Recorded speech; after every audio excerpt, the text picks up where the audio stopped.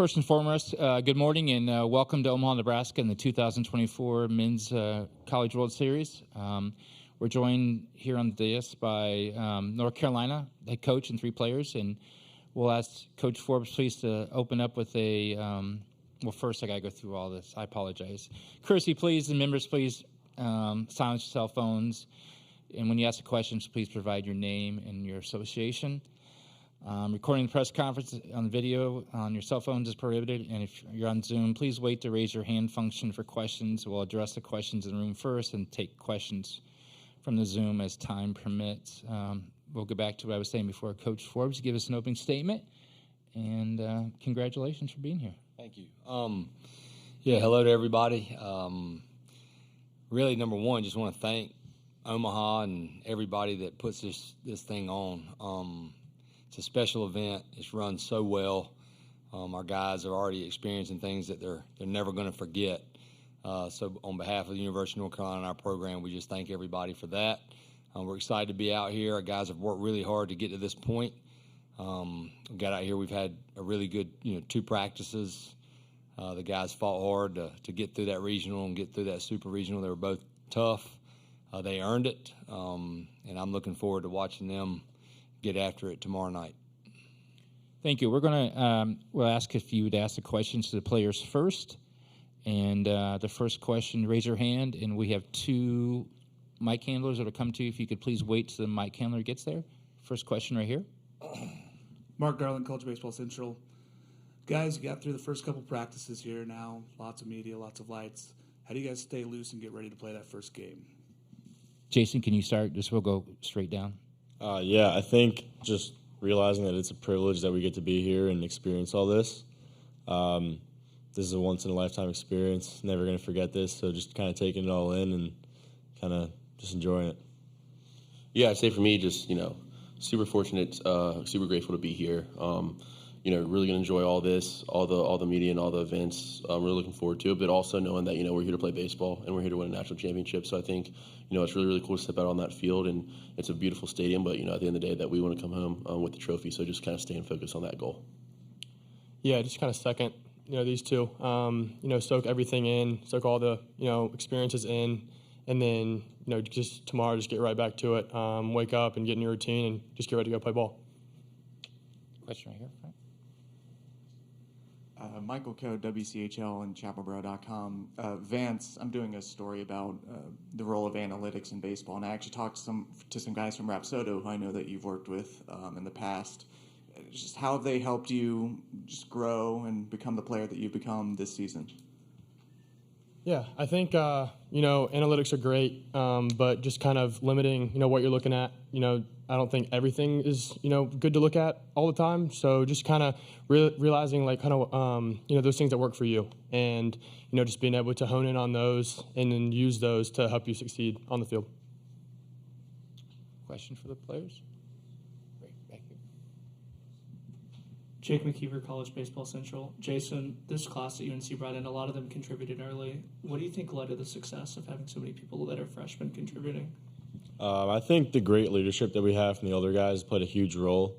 Whether it's on the field or off the field, they're always there to give you advice or help you out if you need it. And I think that's been really big from day one, just kind of having them by your side. And if you have any questions, you can ask them. So that's been huge.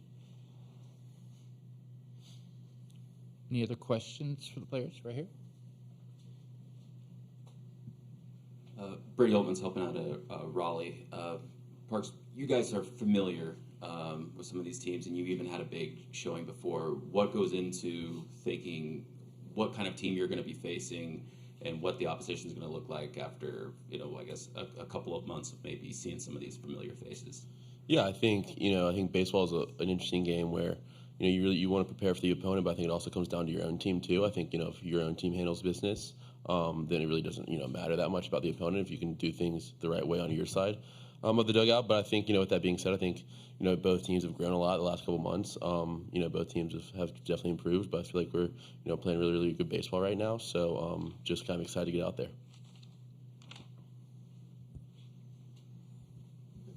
Ariel Bynum, Tar Heel Tribune. For Parks and Vance, your college career will end here, does that give you a little bit more sense of urgency knowing that this is your last shot at a title? No, I think for me, just really excited, really grateful for like 4 years of hard work, and I get to finish here. So I think I'm just like super fortunate, to play my last game of college baseball in Omaha. But I think this opportunity is really special. So I don't want to put any extra pressure on myself. I just kind of want to go out there and do the things we've done all season, knowing that I really, really want to finish my career, with a national title. Yeah, I don't think, it changes, day to day. It's the same game, just on a bigger stage. So I think just being able to really, soak it in, but also, understand, the real reason why you're here. And just really have fun with it. And honestly, just like soak in this moment with these guys.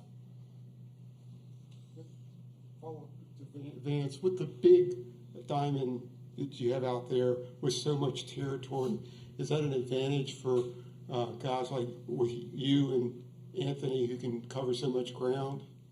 Yeah, I think so. A lot of balls that were hit at the box this year that kind of just like barely snuck out. I think Knopf just kind of like ran out of room and sometimes. So, being able to have a bigger park, just with a lot more room, it'll honestly just give us more chance to like just roam.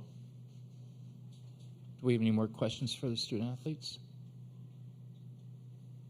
Gentlemen, congrats. You're more than welcome to leave the dais and go back to the clubhouse. And we'll open questions for Coach Forbes. Best of luck. See you in a second. Thank you. Thank you. For the record, Vance is only a junior.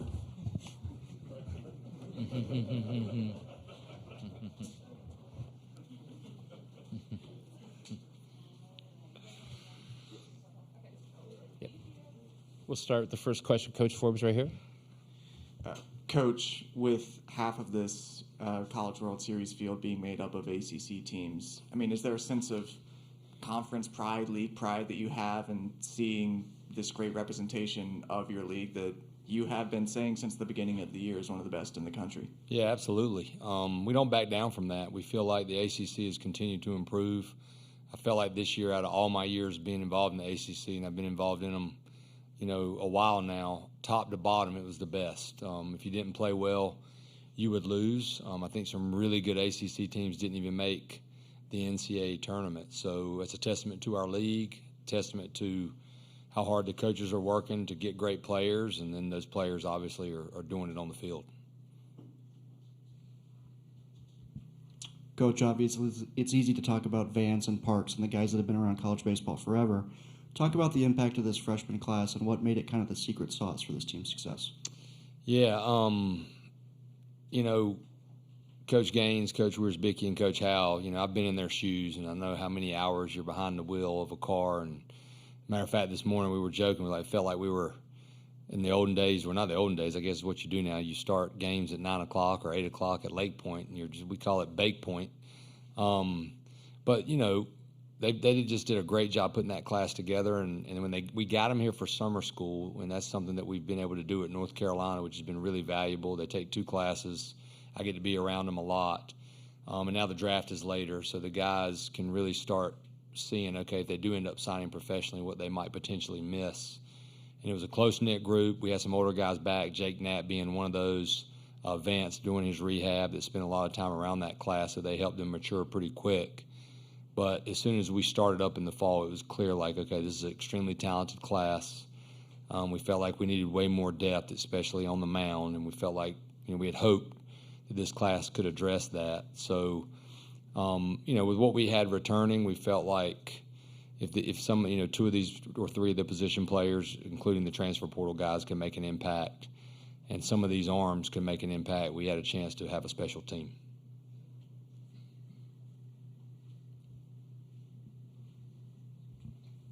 What's your pitching approach, knowing that if you make it to Tuesday, you're getting a day off every day? Does Aiden get used in the bullpen? What's your plan? Oh yeah. The plan is to go after Virginia and go after that game. That is the plus of being out here and running a pitching staff and having those conversations. At the end of the day, you get, we don't play during the season unless it's midweek, but we play those big weekend series in our league. You don't get a day. So every one of our relievers, they're all horses. They all can handle a big workload. They've all been managed well all season. So we will move Aiden back into that bullpen to start for sure. He'll be available, ready to rock and roll against Virginia. And then, we'll try to beat Virginia, and then we'll announce a starter after that. Most likely it'll be Sprague. And like I was asking them about the bigger field, and with D'Onofrio and Honeycutt covering so much ground, do you feel like that's a big advantage for your team? Absolutely. I feel like they've been an advantage all season. That is one thing that's different in the game now that I've noticed is pitchers are throwing harder. They're trying to pitch at the top of the zone more, getting more fly ball outs than ever in college baseball.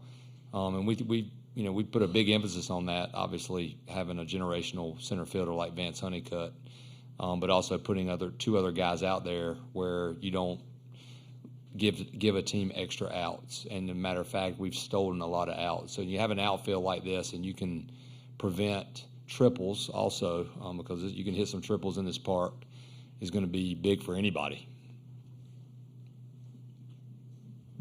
Jake McKeever, College Baseball Central. Coach, Vance has grown so much over this year. What has he meant to this program, and how have you kind of seen him mature as the year's gone on? I mean, he's, again, maybe I will, but I've never coached a combination of power and speed. But the kid's never taken a day off. I've never said a word negative to the kid. I've never had to say, hey, keep your head up, or if he's 0 for 4 or 4 Ks, which has happened to him, you can't tell. And he's an unbelievable leader off the field. He's done an unbelievable job in the classroom.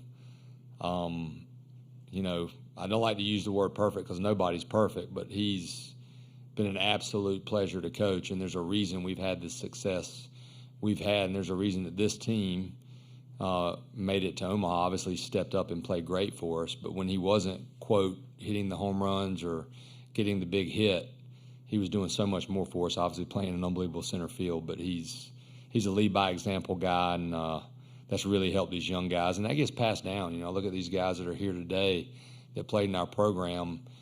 When you have that leadership in your locker room like that, it affects you years down the road, and that's what Vance Honeycutt, he'll leave more than what you guys see on the field. He'll leave a much bigger legacy than that for sure.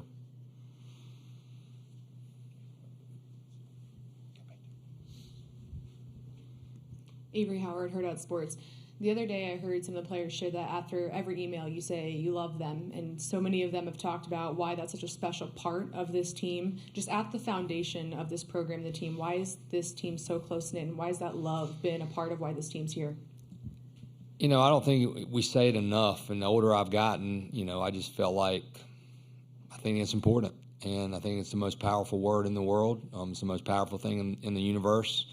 Love conquers all. It overcomes everything, and we don't have enough of it in general, and I want these kids, I sat down with our coaching staff this year before we started the fall. I said, I want Boshemer Stadium to be the place that they love the most. I want it to be the best part of their day, and the only way that can happen is if we lead by example every single day. Yeah, we're going to be competitive. We're going to coach them. We're going to be honest with them. There is tough love, but when you feel that as a player, I was a player, you know how much a person cares about you, and because they talk to you. And that's the key to coaching, in my opinion, getting to know every player individually, because if you don't know what buttons to press with that player. But I also wanted them to know, this tough macho, you can love people and still be extremely tough. And as a matter of fact, I think you're going to be tougher. So I hope that will continue to be the backbone, and hopefully those guys will understand that when they're older and more important things than just baseball. Coach, is there going to be a moment before tomorrow's game where you take the players aside and sort of like Gene Hackman and Hoosiers, you just say, hey, the baselines are still 90 feet, pitching mound's still 60 feet, 6 inches, just to make sure they don't get overwhelmed by the stage, basically? No, not with this group. I think from the first pitch of this season, this group has played like they've had something to prove. These kids, they pay attention. We weren't ranked as high as all these other ACC teams.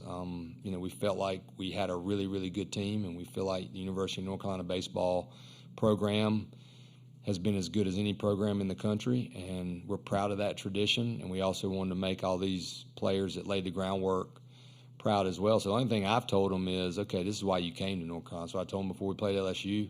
So I told them before we played West Virginia. That's the only thing I'll say. You came to North Carolina because you wanted to play in the College World Series. So the last thing you want to do is look back and say, you didn't slow the game down. You didn't stay with your routine. We have a saying, default aggressive. So if you're going to make a mistake, it needs to be being overly aggressive and just go out there and try to go get it.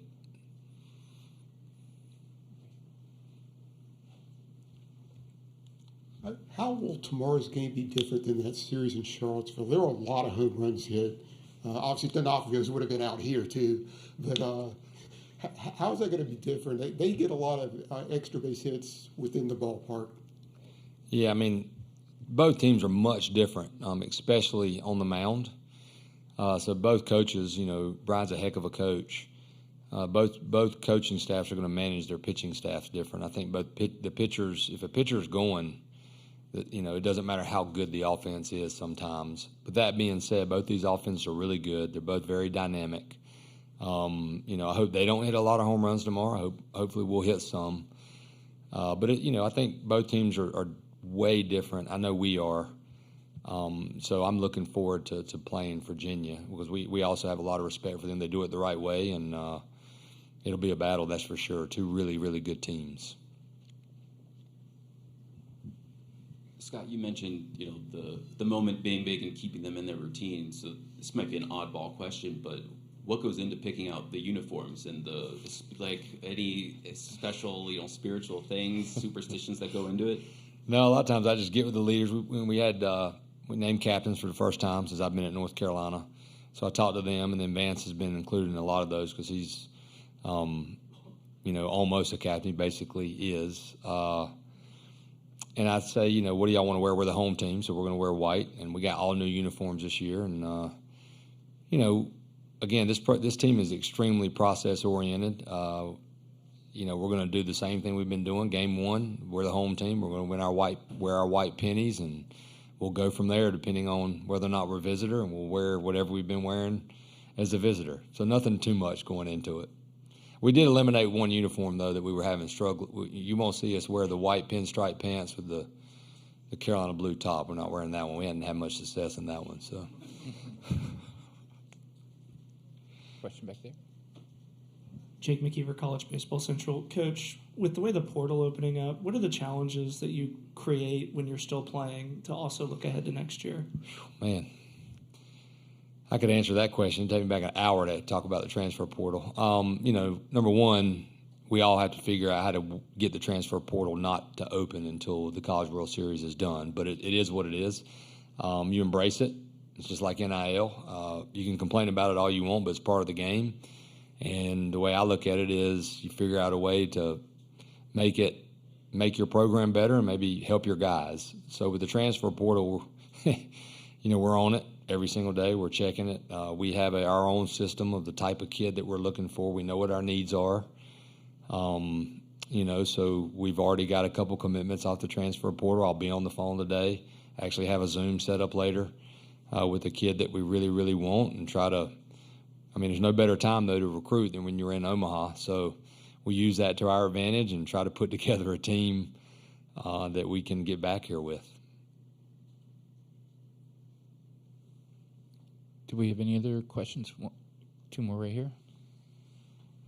Coach, two-part question. One, did Vince Carter take you up on your offer to sit in your box in the Supers at West Virginia? And two, have you heard from any, UNC celebrities, quote unquote, leading up to tomorrow's game? I don't think Vince made it. I know there are a lot of – basketball had their own suite, I believe. So I don't know who all was in that suite. I didn't look up a ton. That game was too close to look up there. I don't know about celebrities. That's a great question. And if I knew they were coming, I couldn't tell you anyway. Last question right here. Dovetailing the question about transfer portal, you look at the prospect of losing 6 of your 8 regulars. So how important will that be to keep it going next year? And then also, with possibly 6 of those guys playing their last games for Carolina, how emotional is that for them and for you? I mean, anytime anybody in our program, it's their last game, it's not just starters, it's going to be emotional. And I told you last time, why do you have to remind me we're losing so many of those guys? But that's where the transfer portal can help you. But we still believe in, you look at Gavin Gallagher and you look at Luke Stevenson, even a guy like Olin Johnson had some valuable starts. There are a lot of other guys that I feel like, Matty Mathias, he was okay last year, but he's gotten a lot better. Dalton Pence has gotten a lot better. And that's one thing that I'm really proud of at North Carolina is it's not our development. The players develop themselves through hard work, but we do feel like we can still get great high school players. They can stay in our program. And you're just not going to see, while I'm here, we're not going to probably have 20 players off the transfer portal. I don't think that's the recipe for our success. It's combining those two. And even the transfers that come in, like a Madera from a Division III, getting better from the time he gets there until now. So that's what's so important. And we do have one celebrity here. Dustin Ackley's here. Yeah. He's a walking base hit, just so you know. Well, Coach, thank you very much. We wish you best of luck and good luck. Thank you. Handman Communications. Have him touch all of our guys.